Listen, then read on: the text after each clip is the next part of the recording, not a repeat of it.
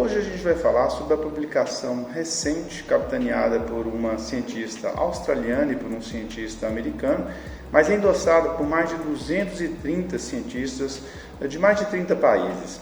Nessa publicação, esses cientistas alertaram sobre a possibilidade do coronavírus, do novo coronavírus, causador da Covid-19, ser transmitido pelas chamadas micropartículas. Até então, a OMS focava muito as suas medidas de prevenção em relação à transmissão do novo coronavírus pelas gotículas, que são partículas maiores que contêm água, e considerava que a transmissão por micropartículas ou aerossóis ou pelo ar, como às vezes é traduzido, só aconteceria no ambiente hospitalar em situações muito específicas. Após a publicação desse grupo de cientistas que eu acabei de mencionar, a OMS ela afirmou no início agora de julho que, pode ser sim que aconteça a transmissão por micropartículas, ainda que as evidências disso sejam ainda um pouco duvidosas. Mas, em todo caso, a gente precisa considerar essa possibilidade. Então, o que esses cientistas que publicaram essa carta aberta, à comunidade internacional e também direcionada à OMS, quiseram demonstrar e quiseram alertar?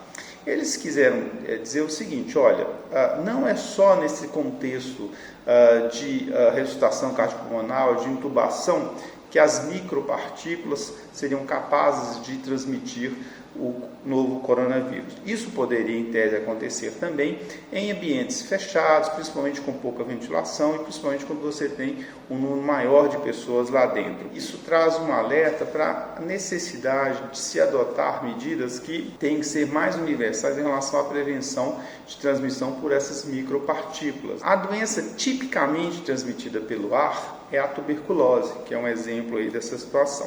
Mas em relação ao novo coronavírus, existia e ainda existe, se a gente for olhar com rigor a literatura, dúvidas sobre essa forma de transmissão.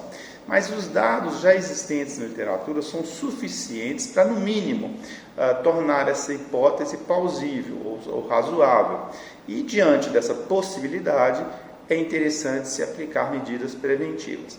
Por exemplo, evitar ambientes fechados. Se você tiver que estar dentro de uma sala, de um ambiente fechado, de um prédio, uma coisa assim, ou transporte público com outras pessoas, idealmente as portas e janelas devem estar abertas.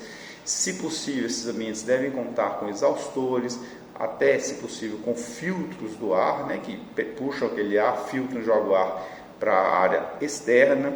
E tudo mais. E, obviamente, mantendo os cuidados de higiene das mãos, a distância de pelo menos 1,5 metro entre as pessoas, e, possivelmente, é benéfico o uso de máscaras nesses ambientes. O tipo de máscara que a gente usa dentro dos hospitais é uma máscara mais protetora, ela protege para partículas menores, essas menores que 5 micrômetros, que são as do tipo N95 e similares.